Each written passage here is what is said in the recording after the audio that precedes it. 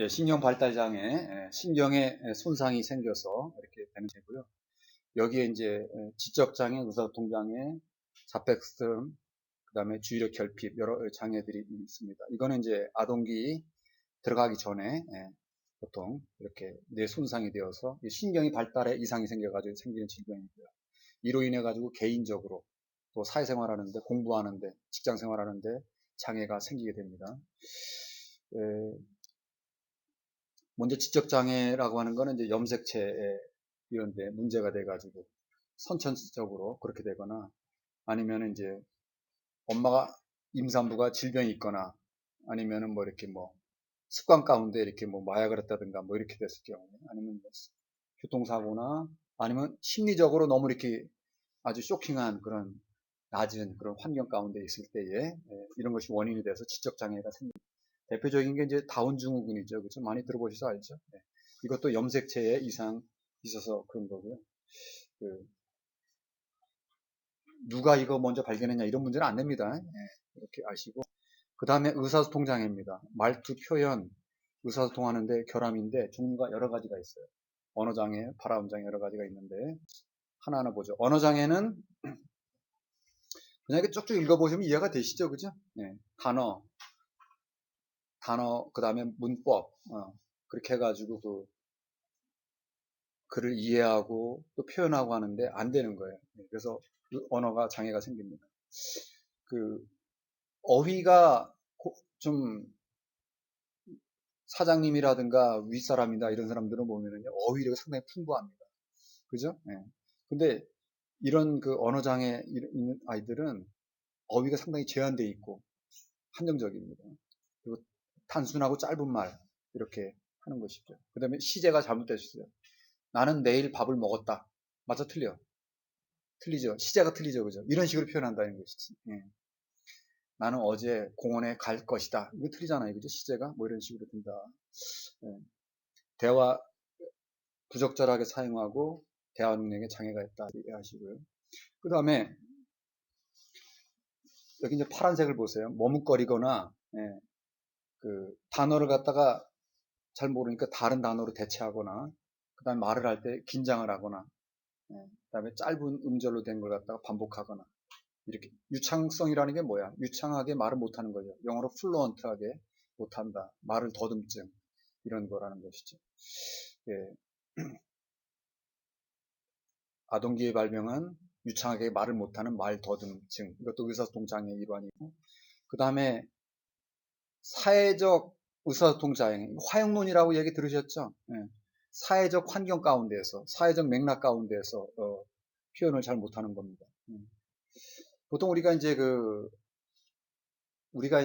생활하다 보게 되면 여러 상황이 있잖아요. 거기에 적절한 말 표현이라든가 몸짓, 발짓 이런 거를 하게 되는데 사회적인 그런 나름대로 맥락 가운데서 얘기를 하게 되는데 그런 걸 잘 못하는 겁니다.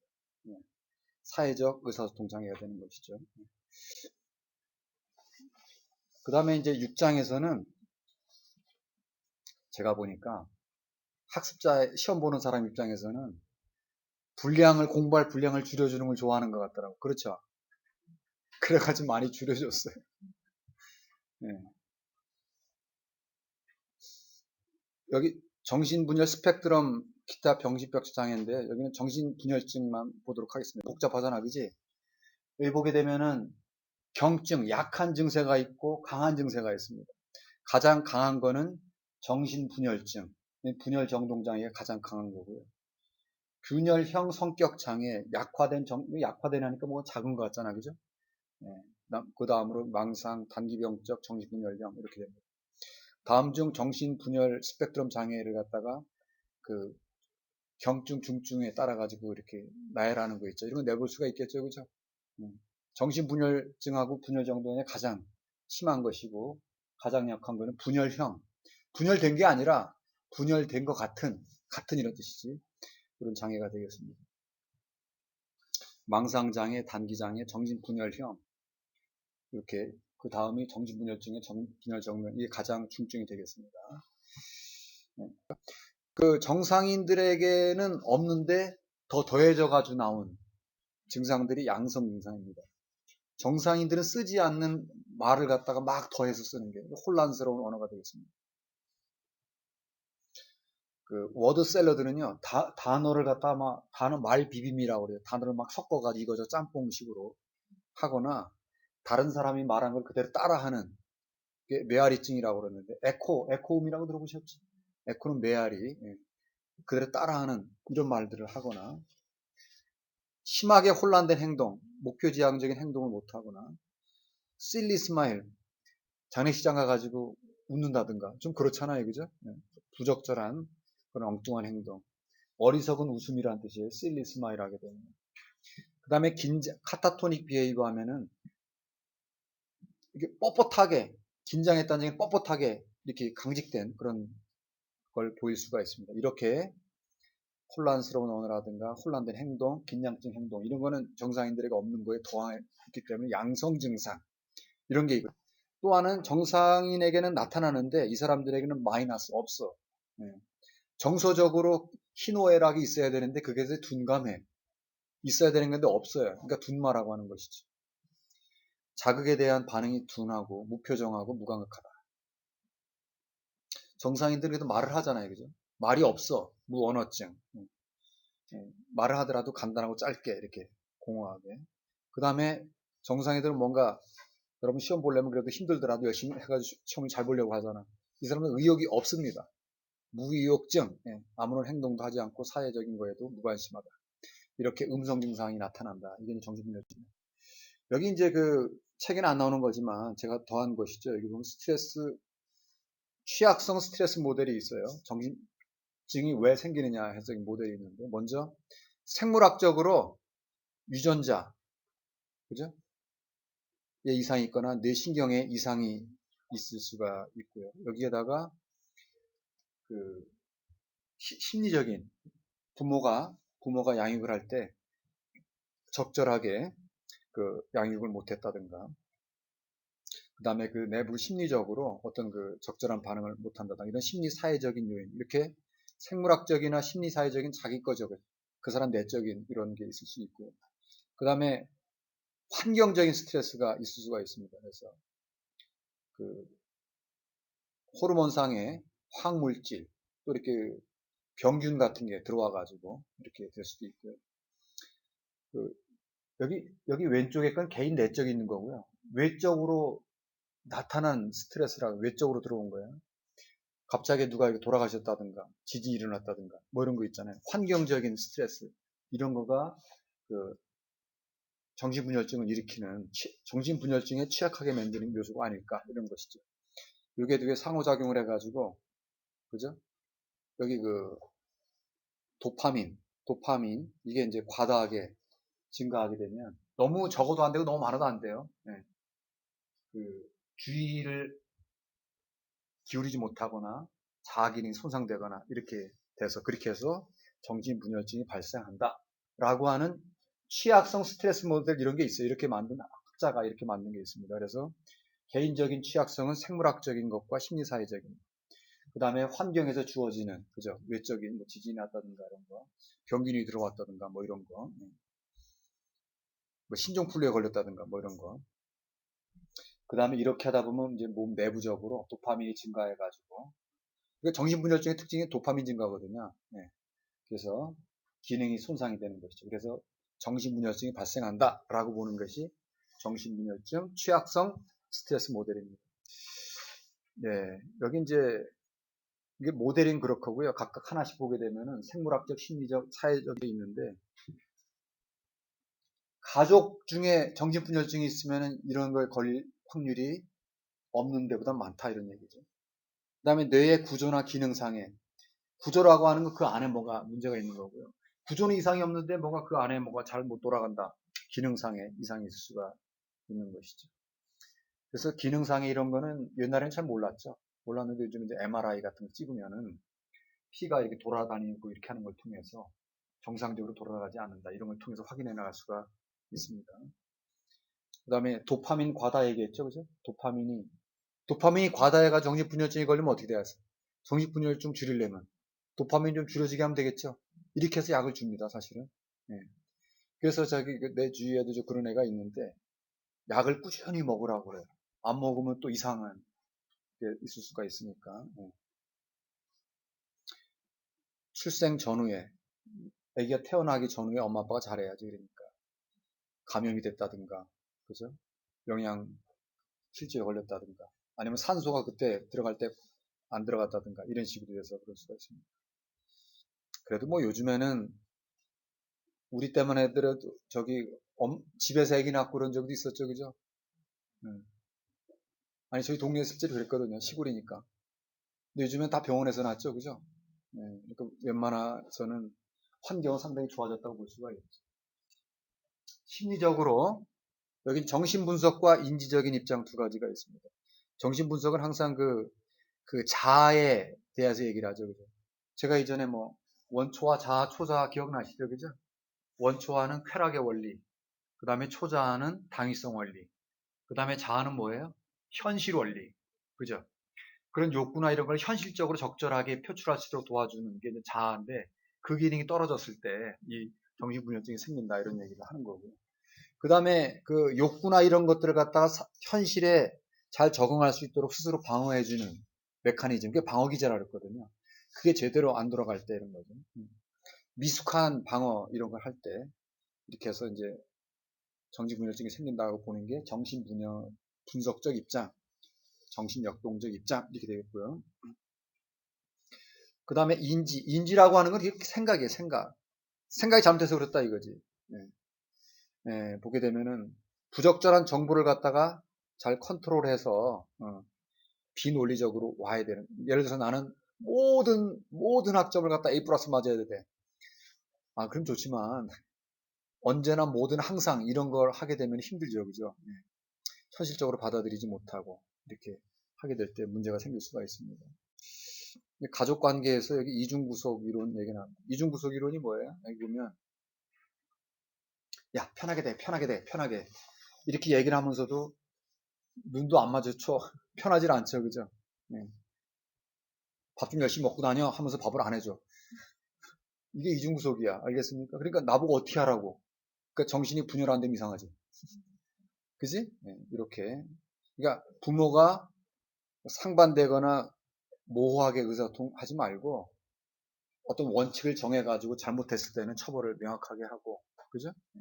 받을 때 사랑으로 받아주고 이렇게 하게 되면 헷갈리지 않지, 애가 헷갈리니까 그 부모가 양육을 그렇게 했을 때에 문제가 된다라고 보는 거고요.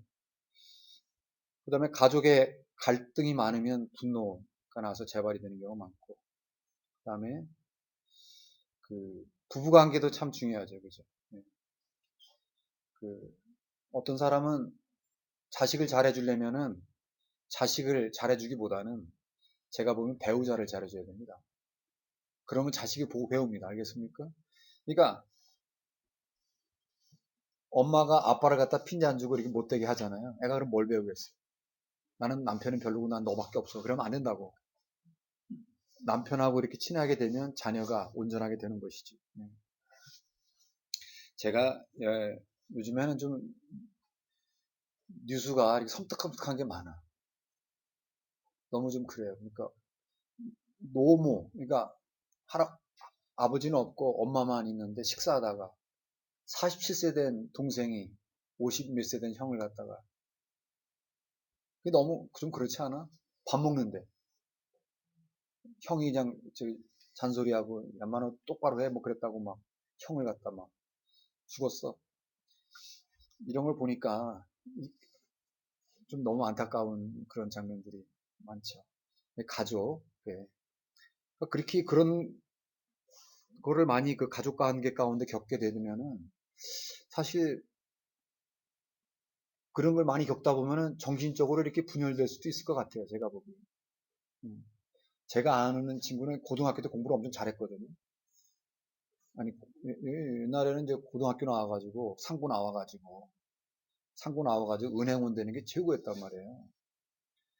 근데 나중에 형 관계랑 아버지한테 이렇게 약간 뭔가 문제가 생겼어. 그러다 보니까 그 후로 정신분열증이 생겼습니다. 싫어요, 싫어. 그거 보게 되면은 그 외향적인 요인도 다분히 있습니다. 외향적으로 너무 스트레스를 받잖아요. 우리 정신건강론이잖아. 정신이 너무 스트레스를 받으면 신체가 건강에 문제가 생겨요. 그렇죠? 정신분열증도 내가 보면은 그렇게 돼요, 사실은. 가장 중요한 거는 가족 관계입니다. 세상이 아무리 힘들어도 가족이 받아주고 하게 되면 세상 어려운 거 다 견뎌낼 수가 있죠.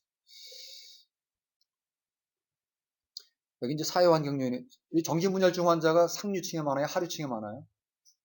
하류층에 많죠. 왜 그렇죠? 이게 하류층의 사람들이 정신분열증이 많다. 이렇게 생각할 수도 있고, 아니면은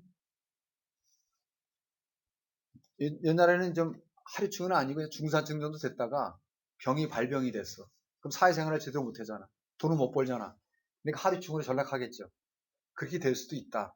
하여튼 뭐 하류층에 정신증이 많을 수도 있고, 아니면은 걸려가지고 하류층으로 떨어질 수도 있고, 그렇게 될 수도 있다는 것이죠. 사회 환경적 요인도 정신분열증의 원인이 된다.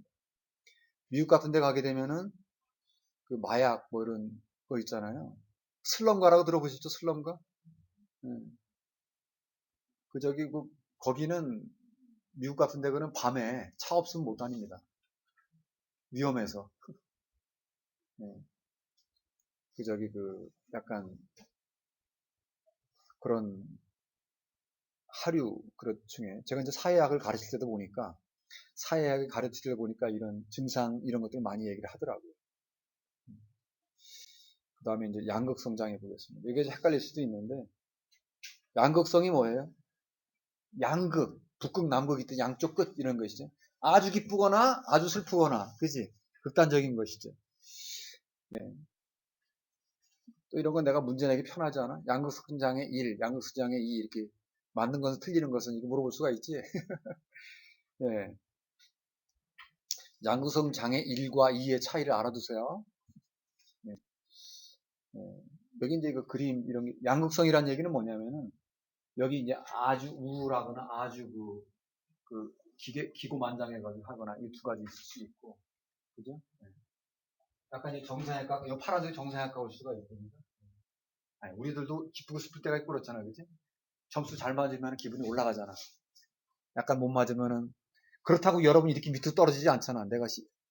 나 점수 잘 줄게요. 걱정하지 마. 그죠? 네, 이렇게 아래로 떨어지거나 올라가고 이게 양쪽 극단을 간다고 해서 양극성입니다.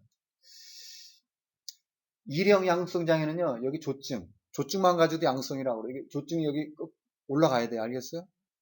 이형은요, 여기 일형은 이렇게 밑에가 있다가 올라갈 수도 있고, 일형은 여기 족구증이 올라가야 돼. 그게 일형이야. 알겠습니까? 이형은요, 이형은 경조증이야. 조증까지 올라가면 안 돼. 여기 우울증이 있을 수도 있어요. 경조증일 땐 이형이다. 아시겠죠? 이렇게 하시면 돼요. 여기 이제 양극성 장애는 그 밑에 오르락 내리락 이렇게 한다고 얘기를 했고요. 여기 이제 정상범위예요. 정상범위. 그죠? 어떤 사람은 가끔 기분이 꿀꿀할 때도 있지, 그지? 날씨가 좋으면 또 기분이 올라가잖아, 그지? 네. 정상이죠, 정상. 완전히 밋밋하게 살면 인생 재미가 없잖아. 그죠? 그런데 이게 이 범위를 넘어섰어.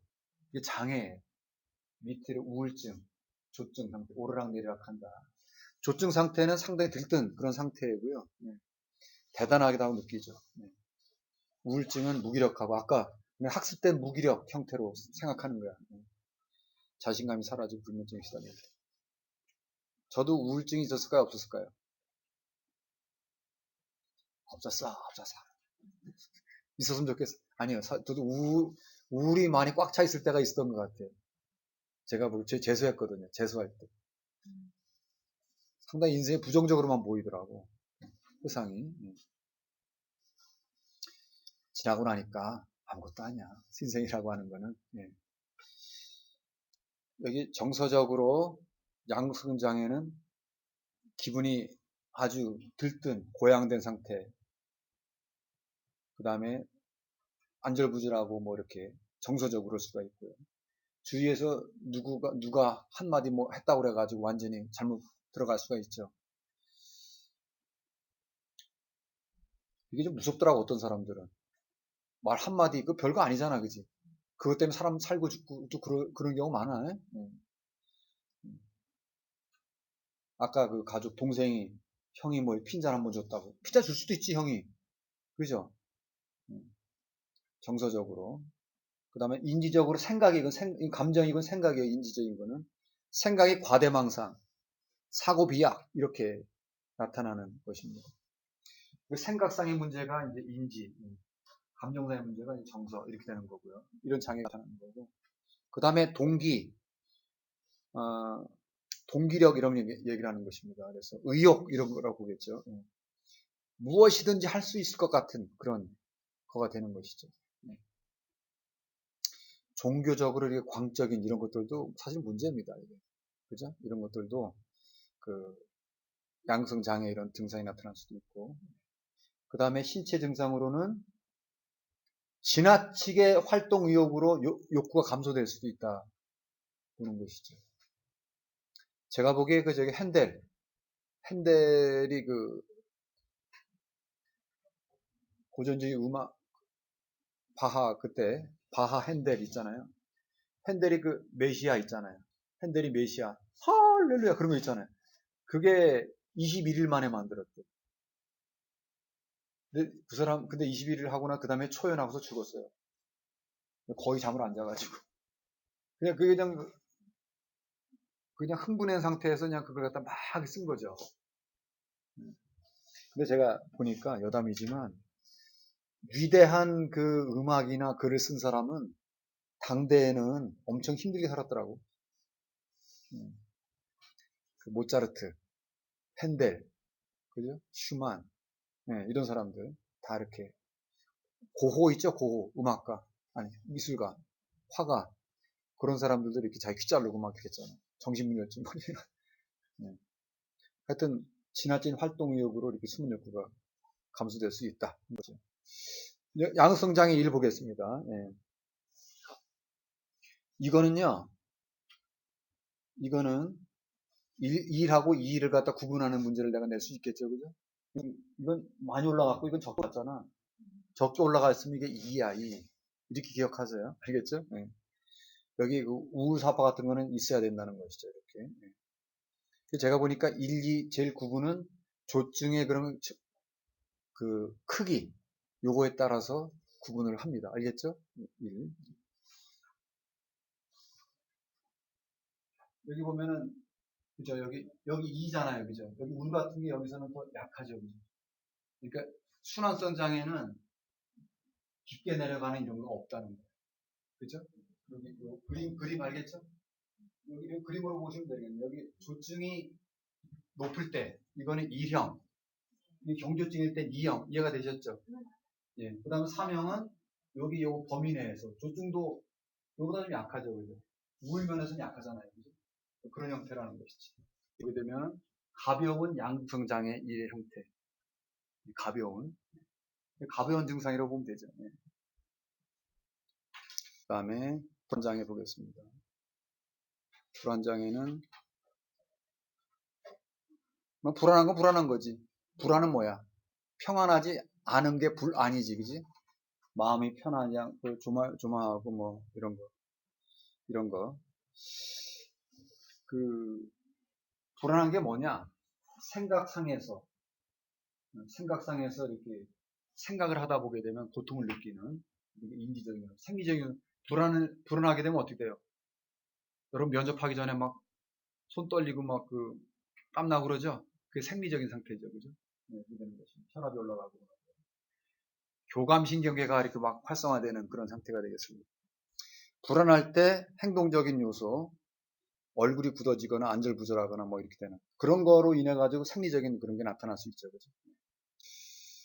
여기 이제 불안장애, 분리불안장애입니다. 엄마로부터 아니면은 애착 대상이 되는 것으로부터 분리되는 것에 대한 두려움과 고통을 겪습니다. 그래서 이게 이제 분리불안장애죠. 애착 대상에게서 분리될까봐 두려워하는 거가 되고, 떨어져가지고 다른 데 가는 것도 힘들어하는 것이죠. 이게 어린애들이 많겠지, 그치? 유치원 갈 때 이렇게. 요즘에 유치원 가가지고 또 이렇게 거기서 학대를 당하거나 이렇게 하게 되면 가기를 더 싫어하겠죠. 그죠? 우리 이제 먼 친척 중에 하나애가 엄마랑 아빠랑 이혼을 했습니다. 그 애기 있잖아요. 애기를 갖다 할머니가 기르기는 것도 한계가 있잖아. 그래서 유치원에 보내는데 갈 때마다 아빠랑 안 떨어지려고 하는데 그때는 엄마가 없으니까. 내가 그랬잖아요. 엄마 아빠가 관계가 중요하다고. 그 다음에 이거는 원인이 뭐예요? 부모가 양육을 과잉적으로 하거나 아이들이 그러니까 보면은 그런 것 같아요. 사는 게 엄마 아빠가 잘 살고 그 다음에 그 자녀들도 잘 떨어져서 나가서 잘 살고 이렇게 인류 세대는 지나가는 거 맞죠, 그죠? 네. 적절하게 떨어져 나갈 때 떨어져 나가고 이렇게 해야 되는데 너무 과잉해서 결혼했는데 마마보이야. 그 며느리를 갖다 너무 이렇게 엄마가 간섭하고 그러면 안 됩니다. 네. 분리불이한 일종이에요, 분리불안. 자식과 분리되는.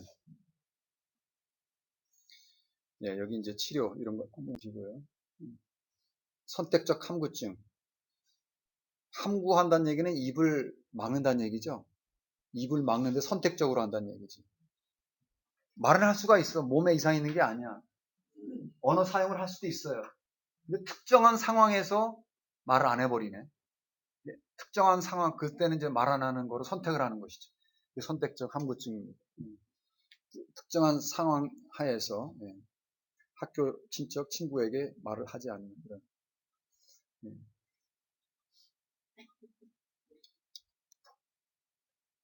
그 어떤 사회적 상황에서 이런 경우가 많죠. 사회적 상황에서 어떤 수치심을 당했다든가 뭐 이런 게 살았을 때 또 선천적으로 이렇게 수줍게 태어난 그런 적도 있겠지만 사회적으로 이렇게 말을 할 수 있다 거잖아. 사회적으로 이렇게 뭐랄까 거부당할 거에 대한 두려움 이런 것들 때문에 이렇게 선택적 함구증이 나타날 수가 있습니다. 여기 이제 그 치료는 자기 모델링이라고 하는 겁니다. 모델링은 뭔지 아시죠? 모델을 보고 따라하는 것이지. 그게 모델링이에요. 자기 모델링은 뭐야? 자기 스스로 모델이 되는 것이지. 거울을 봐가지고 요즘에는 비디오라든가 이런 동영상이 있으니까 그걸 보고서 자신의 행동을 하는 걸 보고서 아 저거 저렇게 하면 안 되지. 스스로 이렇게 인식하고서 고쳐나가는 이런. 내가 인터넷 뒤져보니까 자기 모델링 비디오 자기 모델링 이런 게 많더라고. 네, 이렇게 여기 얘기한 대로 뭐 질식할 것 같은 뭐 이런. 제가 보면 현대 가에 우리 정주영 그분 말이 맞는 것 같아요. 담담해집시다. 너무 성공에 실패에 연연하지 말고 담담해집시다. 저는 그게 비즈니스의 비밀이라고 생각합니다. 그분은 자식이 몇 명 죽었죠? 뭐 이렇게 그렇게 그냥 공부는 잘했는데 건설이나 이런 거를 갖다 잘 못하는. 그 나중에 군대 갔다 와가지고 아버지 맘 잡고 아버지 이으려고 해가지고 열심히 했는데 여기 오다가 울산인가 어디 거기에서 진눈깨비가 이런 날씨 같아. 그때 사고 나가서 죽었죠. 그때 그 엄마도 죽었습니다. 아들하고 엄마가 동시에 죽었지. 그러니까 내가 보니까 대기업 회장들도 우환이 많아. 그분 하는 말이 담담하게 지냅시다. 그렇지 않고 병안 걸리고 살 수 없다. 예, 이거 장애라고 하는 요인이 환경적 요인이 많고요, 사실은. 그죠? 제 동기 녀석이 서울대 나온 동기 녀석이 있는데 한 번은 저를 만났어, 서울에서. 증권회사 다녔거든요. 이제 하나 죽을 것 같다.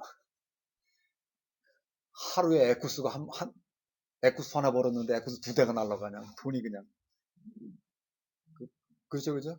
회사가 막 그냥 갑자기 막 6천만 원, 7천만 원 날라가 그러니까 그냥 노이로제 걸릴 것 같아가지고 죽을 것 같다 막 그래가지고 만났어요. 뭐 좋은 대학 들어가면 뭐 해.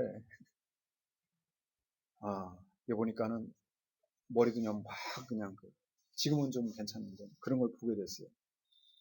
야, 이게 겉은 좋은데 그 속은 썩어 들어가는 사람들이 무지 많은 거예요, 지금. 공황장애 증상 이런 거를 볼 수가 있어요. 강박장애 보겠습니다. 이게 마지막이죠. 다음 중 강박장애가 아닌 것은? 이런 거 물어볼 수 있겠다. 예. 강변이 저렇게 발표를 잘해? 말씀드렸었죠, 그죠? 어떻게? 강박적으로 준비를 잘해서. 강변이 저렇게 발표를 잘하는 건 강박장애입니다. 알겠습니까? 네, 이렇게 한번 볼게요. 강박적인 사고, 반복적으로 떠오르는 사고, 충동, 심상, 뭐 이런 거 있죠? 네. 그런 생각을 하고 싶지 않아요. 그래도 그런 생각이 계속 떨어지는 겁니다. 나는 여기 그 타일을 갖다가 금을 밟지 말아야 돼. 이렇게 생각하는 강박적인 사고, 증상, 이런 게 나타나는 것입니다. 강박 행동은요, 내 손을 씻질 않으면 불안한 거야. 불안을 줄이기 위해 손을 씻는 거야. 조금 있다 또 불안해. 또 씻고, 또 씻고, 또 불안을 줄이기 위해서 이런 행동을 계속 하게 됩니다. 이게 강박 행동. 네, 이거는 그 약물로 치료를 해보고요. 의사들이 그러잖아요. 먼저 약물 치료를 해보는 것이죠. 잘 들으면 그걸로 하는 거고, 만약에 치료가 안 돼, 그럼 처음에 이걸 해보고 안 되면 또 다른 방향으로 나가야 되지. 여기 노출 및 반응 방지법이 있습니다. 이런 것이죠. 자극에 노출을 시켜. 처음에는 약한 자극에 노출을 시켜가지고, 그죠? 근데 손 씻으려고 그래. 손 씻지 마! 이렇게 하는 것이죠. 알겠어요? 그런 생각이 노출을 하는 것이죠. 그 다음에는 조금 더 강한 자극에 노출을 해요. 그 다음에 행동을 하지 마! 이렇게 해가지고 노출을 하되 반응을 하지 말라고 방지하는 그런 방법으로 하는 것입니다. 여기 이제 강박장애가 이제 주로 생각의 장애니까 그 생각을 갖다 고치는 게 인지행동 치료가 되겠습니다. 네. 이것도 이제 점진적으로 노출을 하고 그런 생각을 드러나려고 할 때 그 생각을 고치는 식으로 치료해 나갑니다. 신체 변형 장애가 되는데요. 우리나라의 그 연예인들 중에 우리 칼 안 된 사람 그죠? 네. 여기 이제 너는 코가 왜 그러니? 이 한마디 때문에 코를 수술할 수 있죠. 네. 아니 괜찮거든. 괜찮은데 그 생각의 문제야. 자신이 외모가 기형이라고 생각해서 과도하게 집착하거나 이렇게 하는 것입니다. 신체장애. 저장장애 보겠습니다. 저장장애. 간략간략하게 뭐 이렇게 뭐 해당되는 거 이렇게 문제를 내겠습니다. 뭐 이렇게 어렵지 않죠. 이거는 그 문제를 낼 수가 있지. 소유물을 버리거나 작별하는 것에 어려움을 느끼는 장애를 뭐라고 하느냐. 강박장애 말고 강박장애 일환인데 저장장애가 되겠죠. 이렇게. 발모광. 네. 머리를 나게 한다는 얘기가 아니라 머리를 갖다가 뽑아낸다 이거야. 잡아 뽑는다를 발이라고 그래요. 그래서 그 어린 시절에 정서적으로 결핍됐을 때 아니면 스트레스 받을 때 어떤 손가락을 계속 깨무는 애들이 있지, 그지? 어떤 사람은 스트레스 받을 때 털을 계속 뽑는 사람이 있어요.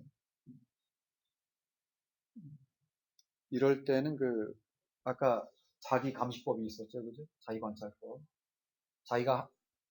자기는 뽑느냐 안 뽑느냐, 그거 얼마나 별로 안 좋은 행동인지 잘 모르잖아요. 그걸 갖다가 그 비디오를 만들어가지고 이제 이게 좀 그렇잖아. 이렇게 해서 뽑으려고 할 때 그걸 자꾸 보여주면서 관찰하면서 그런 행동을 줄이도록 하는 자기 관찰법 이런 게 있죠. 습관 반전법은 뭐냐면은 그걸 뽑으려고 할 때 다른 행동을 하게 하는 것이죠. 예. 손이 뭔가 뽑으려고 할 때 그때 뭐 다른 뭐 이렇게 뭘 만든다든가 이렇게 하게 하는 것입니다. 이거 뭐 비슷한 표피박리장애. 이거 다 강박 증상이에요. 강박. 피부 물어뜯기 장애 이런 것입니다. 애들이 그냥 분을 내거나 부모님한테 분을 내거나 다른 사람한테 표출하게 되면은 얻어맞고 그러니까 그 분노를 갖다가 열받으면 다른 사람 때려야 되는데 자기를 때리는 거지. 자기를 아프게 하는 거지. 껍데기를 벗기는 것이지. 한번 그걸 갖다가 이렇게 뜯게 되면 계속해서 다 뜯게 되고 이렇게 하는 것입니다. 사춘기 때 그런 애도 많죠. 여드름 자국이 났을 때 하나 뜯잖아. 계속 물어 뜯죠, 그죠? 네, 이런 것입니다. 이게 무좀 때문에 이런 거 아니야? 손톱 무좀도 있죠, 그죠? 부정 때문에 그런 게 아니라 이거 뜯어내는 거야. 껍데기 하나 벗기면 계속 벗기는 이런 방위장애 이런 게 나타나는 것입니다. 그래요. 이게 뭐 정신건강론 같은 경우는 그, 아마 제가 단답형 같은 문제를 낼 수 있을 것 같아요. 뭔지 아시겠죠? 아니면은 여기 제목을 정해주고 그 밑에 증상을 쓰고서 이렇게 고르라고 하는 그런 문제를 낼 수도 있고 되겠습니다. 제가 이게 유튜브에 올라가가지고 이상심리학, 정신건강론 이런 거 유튜브 보니까 거의 강의하는 사람들 다 그냥 나열해주고 외우라고 그러더라고요. 이 시험 문제가 그럴 수밖에 없는 그런 과목인 것이죠. 그래. 아마